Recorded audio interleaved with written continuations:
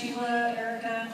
You do? Okay. Well, go ahead and start lining up with those ladies so that you can ask some questions. But while we're doing that, I have one question for you guys. Who would you say has been your favorite recurring character over the series? Somebody that is not a regular or that we don't necessarily see a lot, but that just is part of the law school world or was? Massimo. The unexpected answer. Yeah, no, Massimo never gets any love. And I have to hand it to Tim, who did such a wonderful job at making this completely psychotic person come to life. And it was not an easy job, and he had so much emotion behind what he was doing, and I think that's what really made the character work. And I wish he was around from the beginning. He always felt like part of the family to me. Oh, I disagree with you, never got any love, because I gave him love. Oh, that's true. Sorry. I gave him love. I put that out of my memory. Yeah, but in many ways. From a motherly sort of love to inappropriate. Well, I guess it started with inappropriate, then we And we were better for it. Yeah, I didn't know, and then they told me, I was like, ew! How about you, Rick? The Garuda.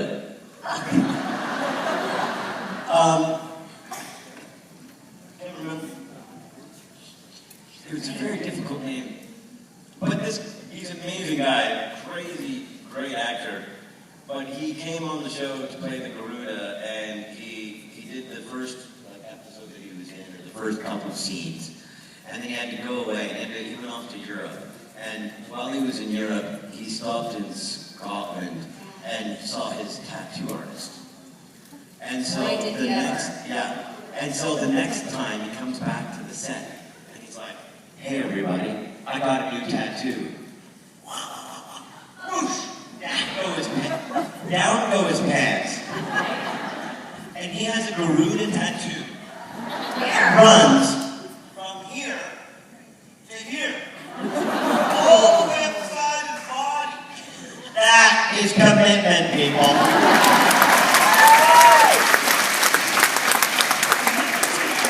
I'm surprised you didn't see him.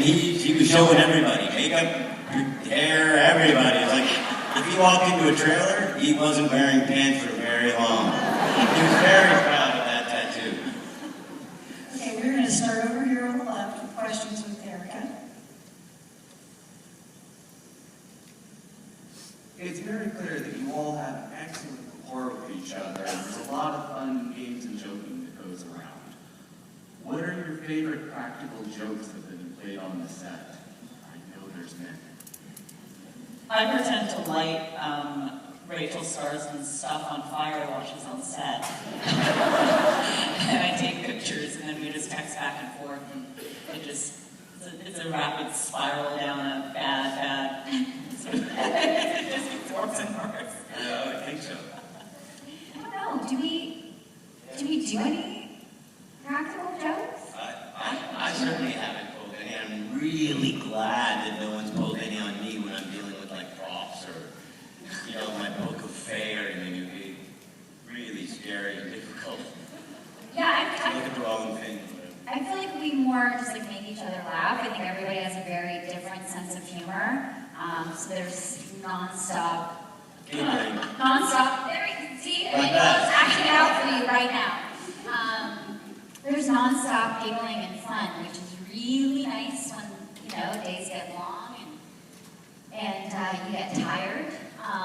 It's good to keep everyone's energy up. But I don't know. We're not really jokesters. Like no one puts like a whoopee cushion under anyone or anything. Yeah. Yes. Yeah. Or do they? Okay, this side.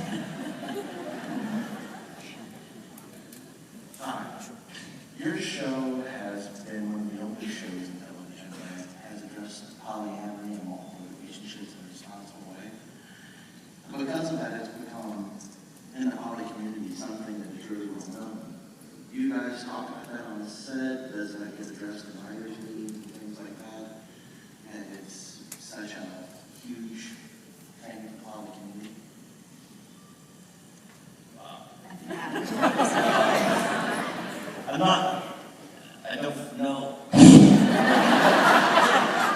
I didn't even know that.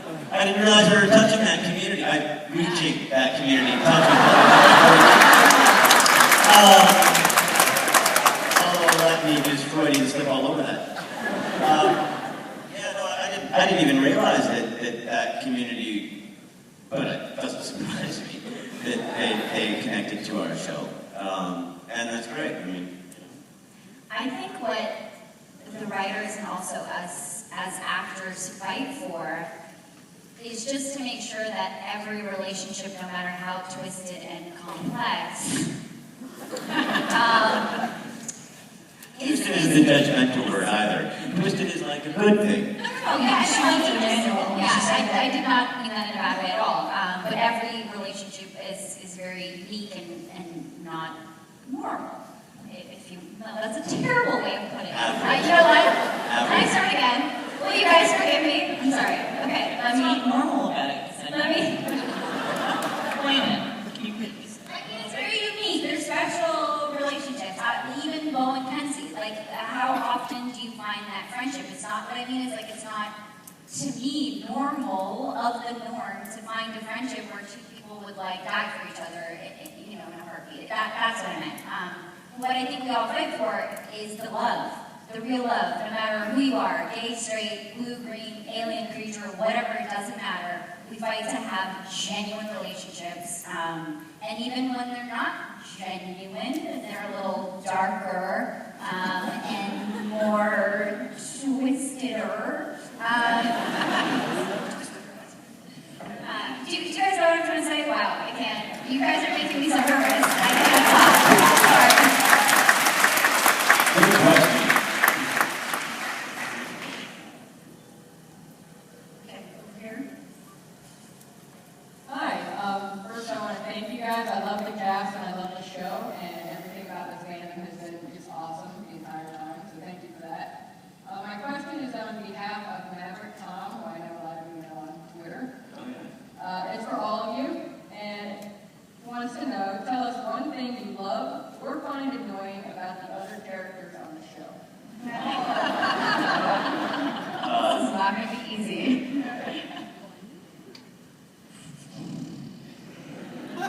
The characters are the people. Yeah, you mean our characters find the other characters annoying, right? Or I find Rick annoying.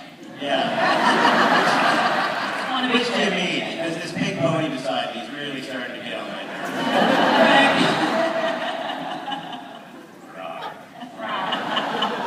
Speaking of distant relationships, Let's just talk about Morgan for a second and how pompous she is and thinks she can have everything she wants at the expense of everybody else. Let's just talk about that for a minute. kind of annoying. But she's also fabulous and sexy, and I totally want to make out with her. So. Yeah. So it's great, which is totally annoying, because, That's annoying, right? I mean, he's light, she's dark, it's a whole sitcom, really. He's light, she's dark, they fight, they fart, I don't know. But yeah, no, absolutely, like, for Trick, I think even, like, on a surface level, not really deeply, because Trick loves all of his family that he has around him. But I think there have been times when he's been annoyed by Bo's, defiance, and by Kenzie's continuing to push her defiance, and also being defiant and stealing his shit. Don't take my little doll thing. Or your, like, 5,000-year-old scotch. Yeah, or You should have that locked up. or the king ring that he wears to stop bleeding to death. Maybe don't steal that from him. He's a blood king, he might need that, he believes. As a thing, like as a superhero skill. It's like, I'm gonna, hold on. So, the king ring might be a good idea to keep around him.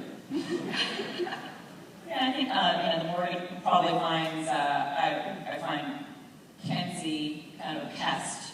She's always there. She's always getting in my shit.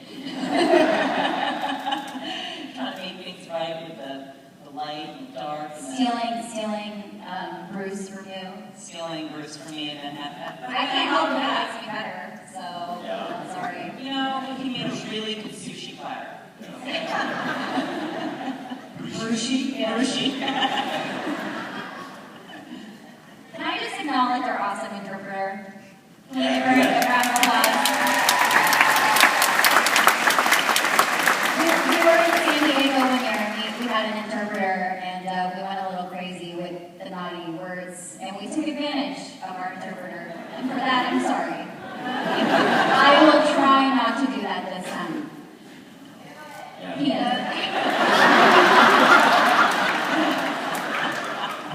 Lots of penis.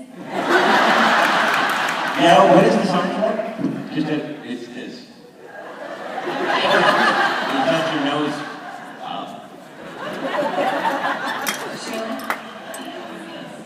What's this one? This one? Fishing for penises.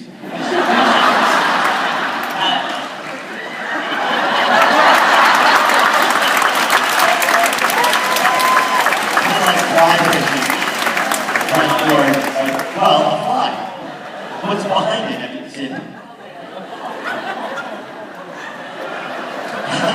Sorry, I'm taking you with me in my brain. I haven't slept for about 36 hours. I was shooting Friday night, which is why I got the trick tattoo. It's not mine. It washes off eventually. Well, don't tell them all your secrets. But only the secrets the writer gave me. My secrets are locked in here. The scripts on your show can sometimes be very complex and a little bit hard to follow. You might not get them right away, or at least I don't always know where things are going. And I was wondering for anybody who might have a good story about this, if you ever got anything in a script that you required more explanation. And Like every other episode. What the hell is a moral drag? And what that conversation was like between you and the person who was trying to explain this seemingly inexplicable thing to you. Yeah, well, I don't know. I mean, like, I'll read stuff and I'll be like, gee, okay, how do I say that word? And what is that? So it leads me to Google and Wikipedia, and I look at that, and I still don't know how to say it, but I know what it is now. Which leads to a very confusing conversation with the writer, because I'm pronouncing the word incorrectly, so they don't know what the hell I'm talking about. But then I explain it to them, and as you listen to yourself explain like a fake character to somebody else, you're like, what do I do for a living? What the heck is going on? What alternate universe has swallowed me up and spit me out as like a 2,000-year-old bartender, I guess. But yeah, it is confusing. It's fun though, because it's fun to figure that stuff out and to follow the path. Like when you do a read-through, you're listening to the whole script and are all reading it together, and you're hearing everybody do their parts and the voices, and that's when it kind of solidifies and becomes a little clearer, because you actually hear the person's speaking those lines that you hear on the show. And so, and everyone brings their elements of what they understand their characters are and enlighten the rest of us. And so it becomes clearer when we do the read-throughs, often. And sometimes not. Hi. Hi. My question is for you've seen it. Has it changed a lot over this season from pretty much every other season to a lot darker and more depressed for obvious reasons? And I was just wondering how you felt about that. Dark and depressed. I very much believe that every character has to keep evolving and keep growing like a real person. So I would be very creatively unhappy if Kenzie was the same as she was, first episode of the first season. She really started this journey as a kid. And obviously when we grow and we turn into adults, we go through a lot. And maybe she's not going through what a normal person would go through. But she obviously has to experience things and get hurt and get her heart broken to keep growing and evolving. So to me, it felt like the right path to take. And I feel like the comedy wouldn't be as strong. And I don't think you guys would enjoy the comedy as much if that's all there was to her. You know, it would get boring pretty fast. So I think it's important for her to experience darkness and then bring her light into that darkness. That's what makes it interesting. So I was happy about it. It was, you know, it was a tough season for me. It was very emotional, but I liked the challenge, so I was happy with where it went.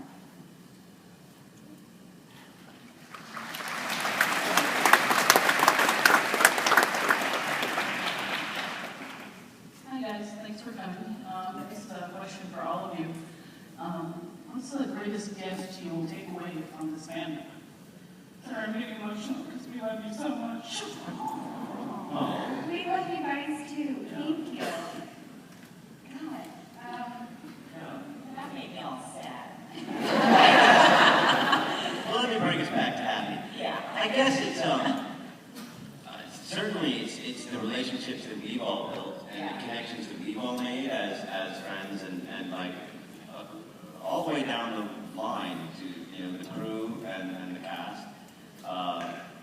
But also, I think my biggest takeaway is just like how much this show is loved by you guys and how much that means to us.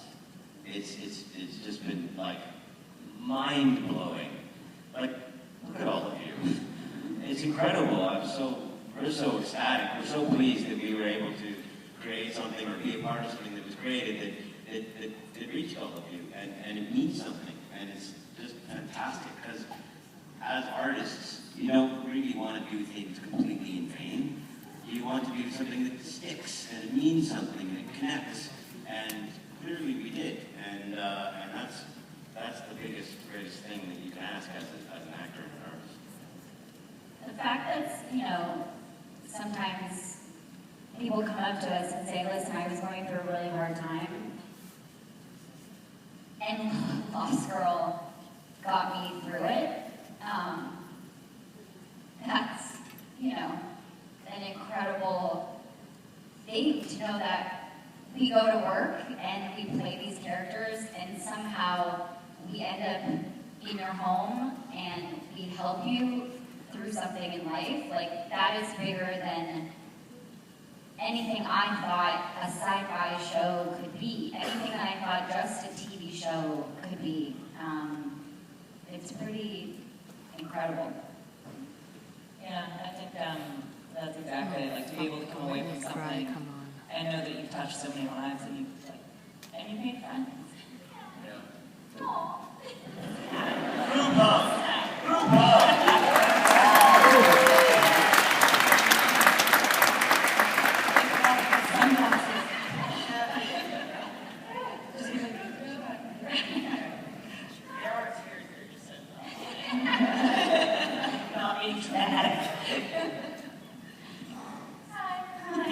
There's so many great quotes and lines throughout the show. What are some of your personal favorites?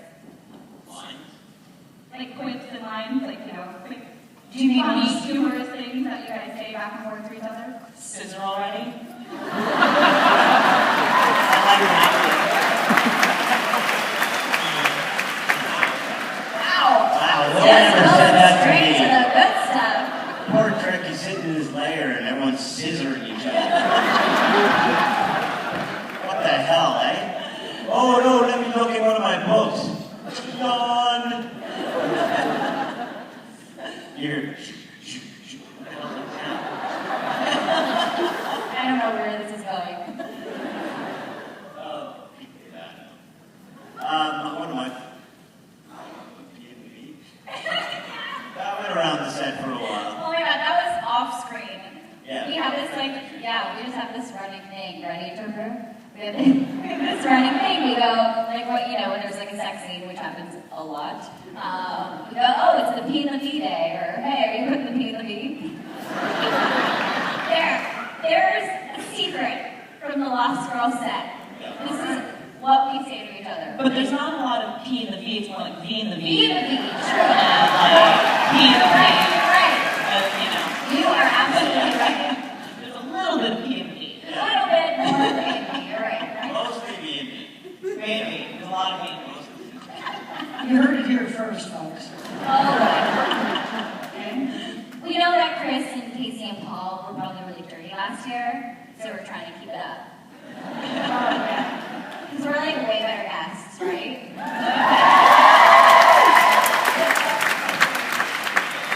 This is the program, is it? Okay, Sheila.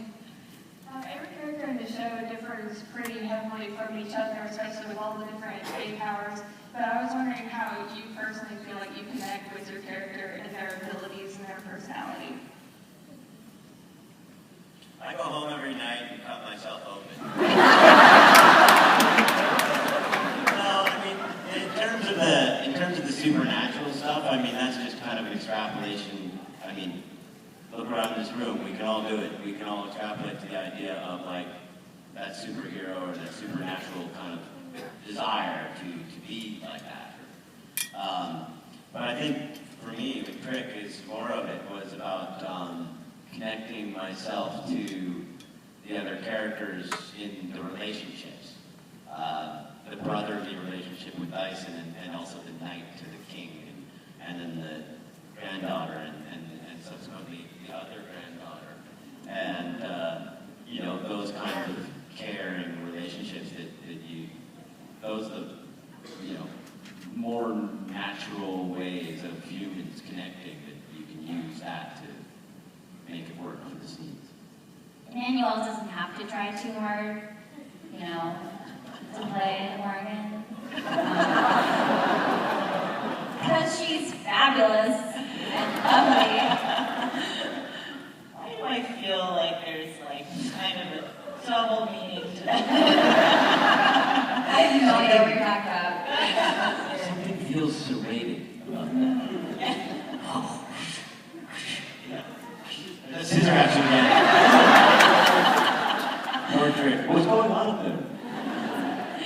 I think for me with the Morgan, it's been nice to, as far as relating to sort of my life and who I am as a person, which in the beginning of the series there wasn't a lot of the vulnerable sort of Morgan side, but in the last season or two there's been I've been able to explore her more vulnerable side, especially with her being human and all that stuff. So that's been really nice because it shows another side to her, not just sort of like this, I'm the evil queen and I help people and just constantly fuck with people. I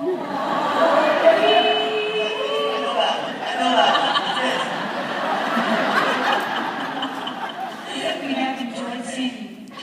We've enjoyed seeing that side of the Morgan, but she does make evil look good, does she not?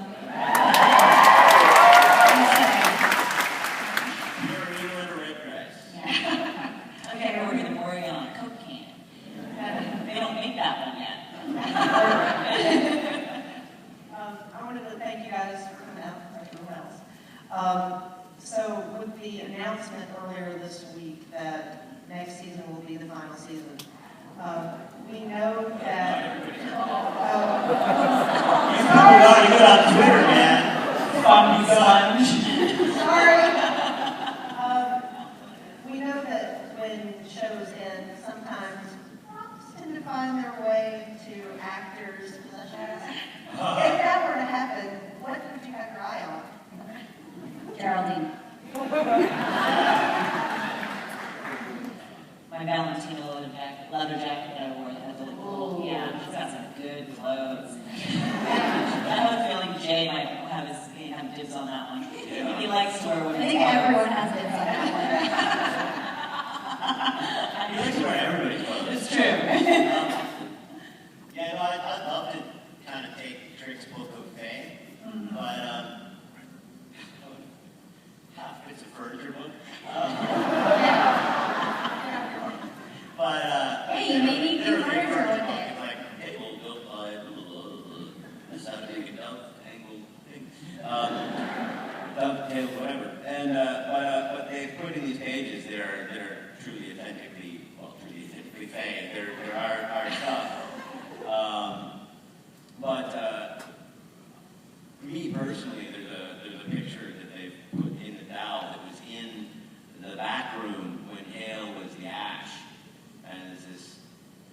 sitting in a haze, like a grass skirt, and it's signed, "Thanks for all the great times, Tricky, love, Delilah."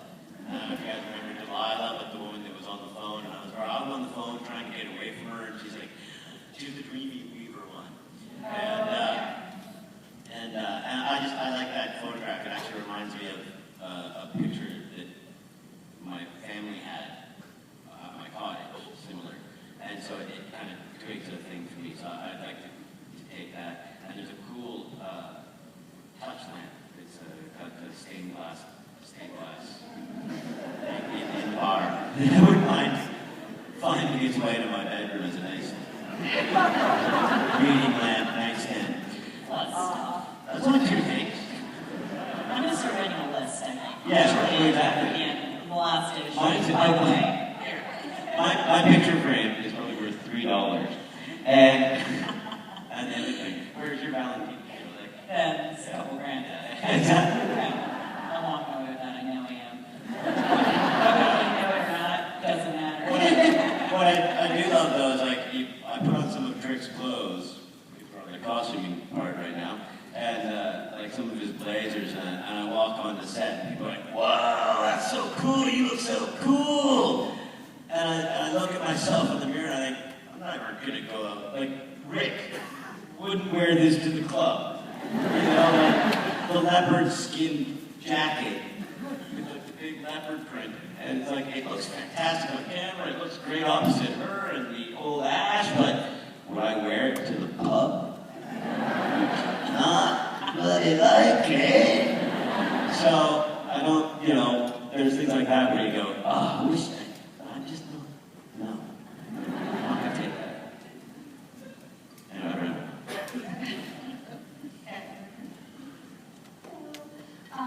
some of Kenzie's scenes, especially towards the end of the season, were especially beautiful but heart-wrenching to watch. I personally ugly cried twice when we talked on myself.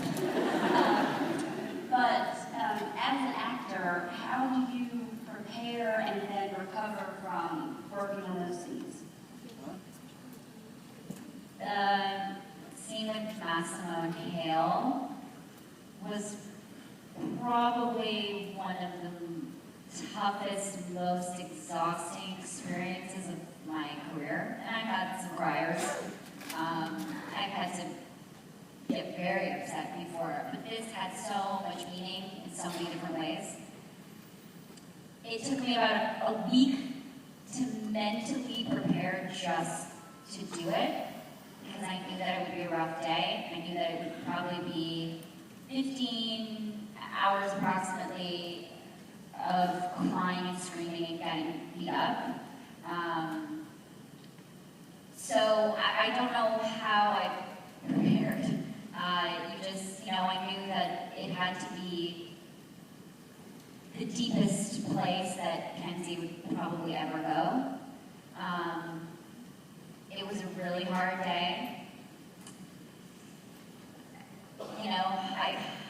I don't know what magical answer I could give you as to what got me there, but I don't think I had to try too hard. I mean, it was Hale, it was Casey in front of me, and he was so dedicated to making it genuine and beautiful and heartfelt. And Tim was doing such an amazing job being the bastard that he was. which he's not. He's a really sweet guy. He's like the sweetest guy ever. That's why I feel bad, because everyone thinks he's totally evil, but he's not. I was a wreck after that day. I think it took me like a week to prepare and then a week just to recover. Physically, it was incredibly draining.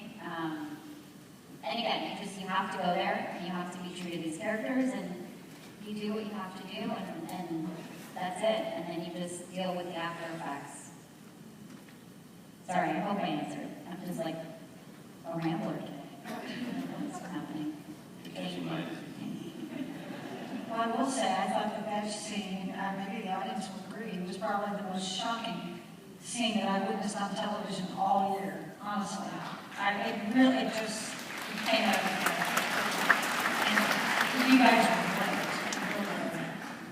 great. Okay, over here.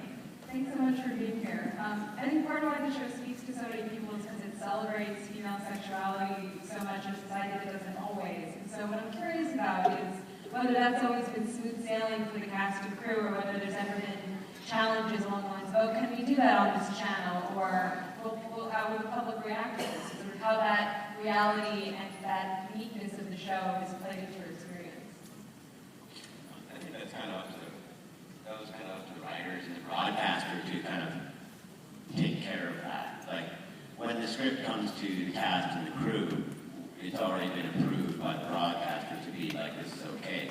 And in fact, like, you know, if we have an idea to even improvise a line or like want to change the script, you know, you have to ask, can I, you know, you can try changing it in a rehearsal, and then I come and go, yeah, Rick, that was a great idea, but you can just stick to the script.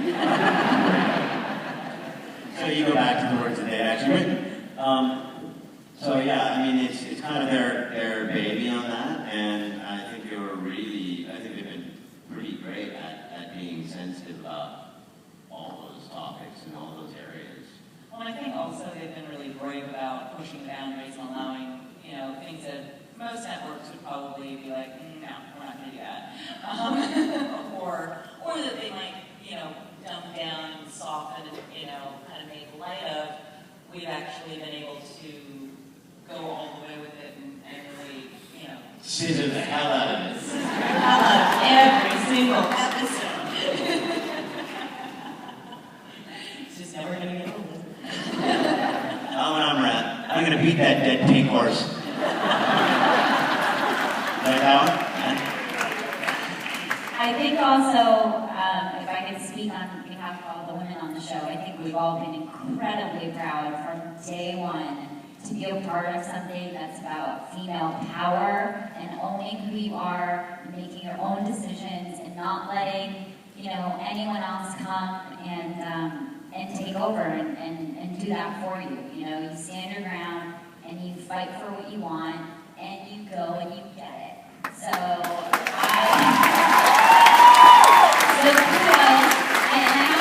kudos to Jay Firestone, who, in my opinion, is like he's like the girls guy. Like all the projects that he works on, mostly all of them, are about these strong female characters, and I so admire and respect him for that. So he's got a special place in all our hearts because of that, because we owe this show to him, and the power that it's given us women as actresses. And just to add on to that, as a man represented in the show,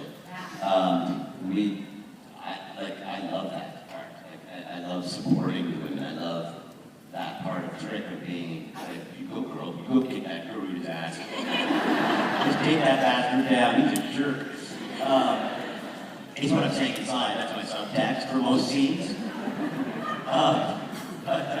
But yeah, I'd like to be that supportive and you know, and I think all of us, all the men in the show are very much supportive of the women and the women being powerful and not feeling threatened by having the women in the more powerful roles and the men being the kind of supporters of it. So we've switched it around in the classic sense, which is fantastic because it's about time, right? Like, how boring is it going to get?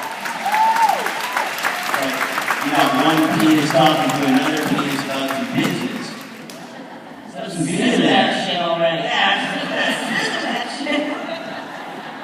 I think the reason it's even more impressive is that it's not necessarily spoken of as being a male-female thing. It's just demonstrated. It's showing, not telling, and that makes it even more powerful, I think, for viewers too. Okay, we have a question right here in the front.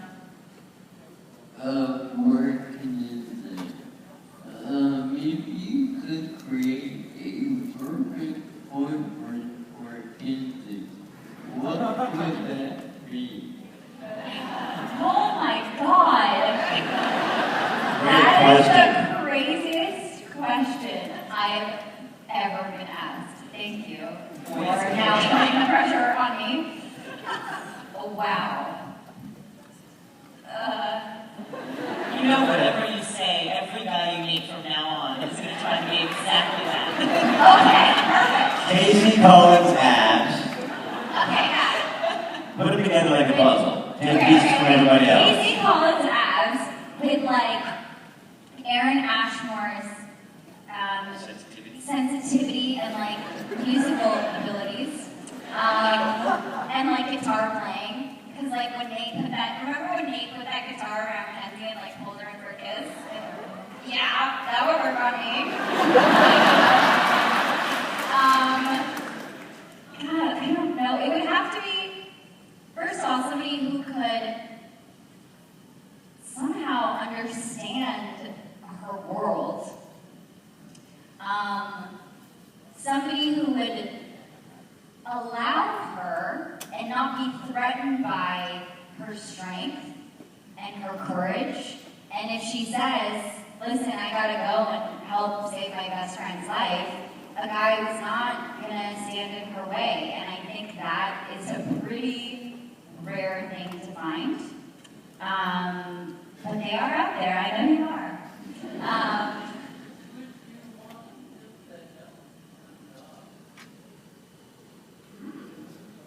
Sharpen his little Gary sword. I think that'd be hot, right? I don't want like a guy who's like sitting at home on the couch being like, yeah, babe, you take care of it. I'd like Gerald being like, babe, I gotta go. Okay, now just eat her fried Cheetos, like watching Netflix. No, for sure. I need like a strong, sexy guy who can build some nunchucks or something. Who likes little cute dogs? That's all. Who likes little cute dogs? Poodles, specifically. Yeah, thank you. That's a very cool question. I've actually never thought of that. So now I will go home and think of the perfect man. Okay, we have time for one more question, I believe. Hi, my question is actually about food.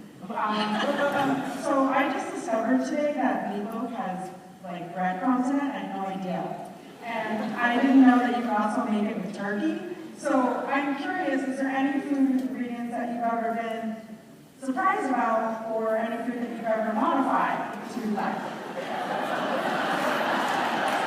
You mean our lives? Yes. In Or the your characters? Because my character doesn't seem to eat. It's because I steal all the food. So wait, so like us as people, or not us as people? Oh, gee. Our cast? The list is long and mighty. Various foods I mean, each season seems like we go through collectively a different kind of like, We have let's like, give up this year. Like, we have like, it's been the most gluten-free year of our entire set.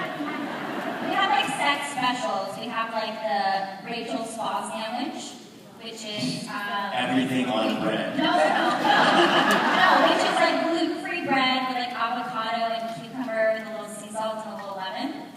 We have the Anna rice dish, which is quinoa or like brown rice with steamed vegetables. It's really good. We try to stay healthy. It doesn't always work, but yeah. Chris Holdereen doesn't really follow any rules. Anytime I would have seen him for breakfast, he comes out of the craft truck and like, I'm not kidding you, like now and I'm like, I don't even know or want to know what that is. It's some kind of like burrito with steak, eggs, bacon, sausage. I'm not sure what's happening there. Okay, that would be after he'd done his episode where he took off his shirt. After. Because if he's doing before he takes off his shirt, he's not eating anything. He's an angry son of a. Whatever he was in, looking good for you guys. Yeah, but he does, and he's taught me actually quite a bit. You drop the extra carbs, you go low carb. You go low carb, man. You get ripped. Try it out. It's kind of fun. How about you, Manuel? What are your like go-tos? There's the little baby muffins that they make in the line. Especially if you walk in and it just come out of the oven. And I'm like, ooh, I'll just wait there. Manuel will not go to set unless she has a baby muffin. I want a baby muffin. I'm not leaving my trailer. I slam the door and go in there and wait. I like my little egg McMuffin in the morning as well. That's sort of like Like the granola with the fruit and the yogurt. I don't know what this woman puts in it, but it doesn't taste like, it tastes like candy, but everything in it looks healthy. It's sugar-coated heroin. It really is. On granola. I just find myself spooning more and more and more into it. And it's got to have like a gazillion calories in it, and it's like full of sugar, but everything's natural. It's sort of like I love the new ad for the Pepsi with all natural, pure natural sugar. I'm like, well, what was in it before? It's disgusting. Car oil, apparently. Well, everyone, let's give them a hand for being here.